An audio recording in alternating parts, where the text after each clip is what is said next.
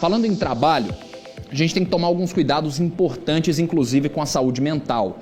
Você já ouviu falar, conhece a síndrome de burnout? Burnout, do inglês burn out, como se estivesse realmente queimando a cabeça, o físico. É um distúrbio psíquico que ficou ainda mais comum nessa pandemia e se manifesta em pessoas que acabam trabalhando demais, até mesmo quando estão trabalhando em casa, no famoso home office. Vamos ver.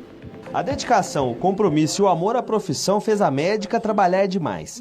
Eram 12 horas de serviço, não tinha tempo para se alimentar direito e nem para o lazer.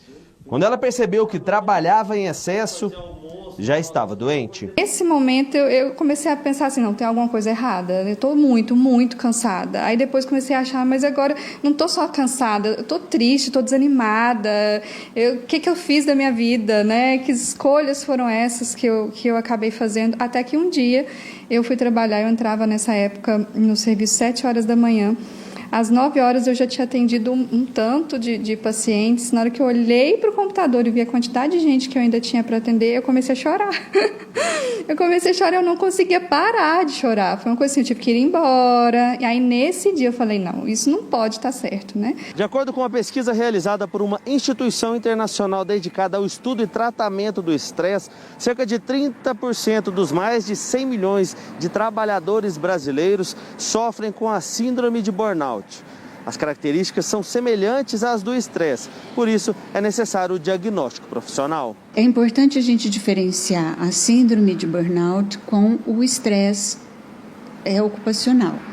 A síndrome está ligada ao estresse, mas no sentido o excesso do estresse. O distanciamento social causado pela pandemia pode agravar os sintomas da síndrome de burnout. A mudança de rotina ou um possível desconforto em trabalhar em casa.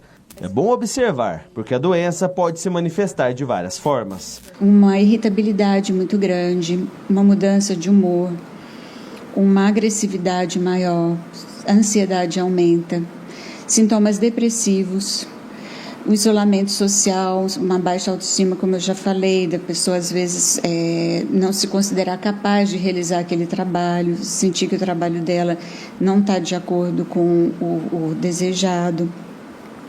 E do ponto de vista físico, existe também as manifestações como sudorese, dor de cabeça, enxaqueca, palpitação, problemas cardíacos, pressão alta, dores musculares, problemas gastrointestinais, né?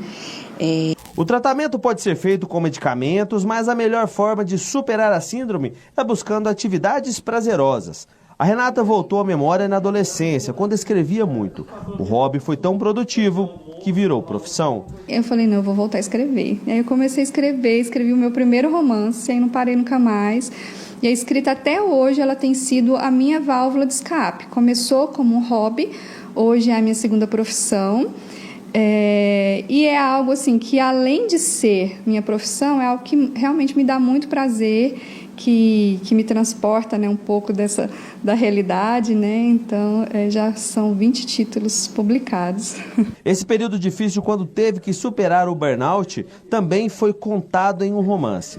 A própria vida servindo de inspiração e exemplo para ajudar outras pessoas. Um dos romances que eu escrevi, eu abordo a síndrome de burnout, e é uma das assinaturas que eu tive com a editora. Ele vai ser publicado no final do ano agora, em dezembro, com um novo título, uma nova capa, e é uma história que realmente é uma história que eu acho que necessária, uma leitura necessária, né? Eu gosto, a literatura ela é entretenimento, mas eu acho que a gente também, como escritora, a gente tem nas mãos uma ferramenta de conscientização, de transformação, e sempre que eu posso eu utilizo disso.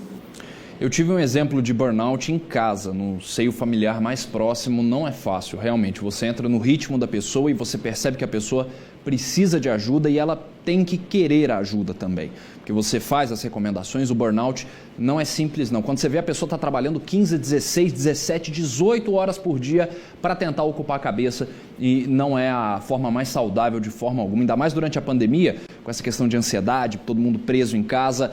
Enfiar a cabeça só no trabalho não dá certo, não. Então, se você está com algum desses sintomas, procure um psiquiatra, procure um psicólogo, porque é muito importante você cuidar daqui também para que todo o seu corpo esteja sempre muito saudável.